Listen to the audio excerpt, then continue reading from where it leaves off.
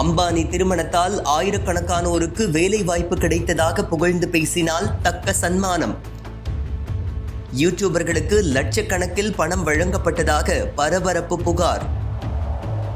பல லட்சம் பணத்தை வாங்க மறுத்ததாக பெண் யூடியூபர் விளக்கம்.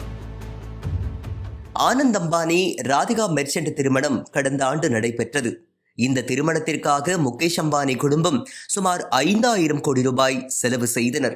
இது உலகம் முழுவதும் பேசப்பட்டாலும் இந்தியா போன்ற ஏழை நாட்டில் ஒரு திருமணத்திற்கு இவ்வளவு ஆடம்பரம் தேவையா என்ற கேள்விகளும் எழுந்தன. அதே நேரம் அம்பானி திருமணத்தால் பல்லாயிரக்கணக்கானோருக்கு வேலை வாய்ப்புகள் கிடைத்துள்ளது.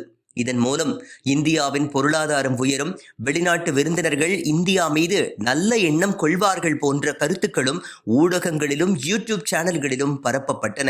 இந்த சூழலில் அம்பானியின் ஆடம்பரத்தை மறைத்து அதனை நேர்மறையாக சித்தரிக்க யூடியூபர்களுக்கு லட்சக்கணக்கில் பணம் வழங்கப்பட்டதாக வட இந்திய பெண் யூடியூபரான காவ்யா கர்நாடக் என்பவர் பரபரப்பு புகாரை எழுப்பியுள்ளார்.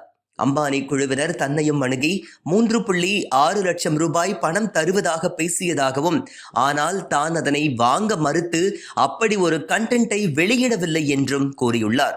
வழக்கமாக பணம் பெற்றுக்கொண்டு நிறுவனங்களையும் ப்ராடக்டுகளையும் ப்ரமோட் செய்வதுதான் தனது வேலை என்று தெரிவித்துள்ள காவ்யா, ஆனால் அம்பானி திருமண கண்டென்ட் தனக்கு திருப்தி அளிக்கவில்லை என்று கூறியுள்ளார். தனது குடும்பத்தினர் கூட பணத்தை வாங்கிக் கொண்டு அம்பானி திருமணத்தில் கலந்து கொண்டு அவர்களை புகழ்ந்து பேசச் சொல்லி வலியுறுத்திய நிலையிலும் தான் அப்படி செய்யவில்லை என்று கூறியுள்ளார். தனது கண்டென்ட்டுகள் தனித்தன்மை வாய்ந்ததாக இருக்க வேண்டும், அதிக போலித்தன்மை இருக்கக்கூடாது என்பதற்காக அந்த வாய்ப்பை மறுத்ததாகவும் அவர் விளக்கியுள்ளார்.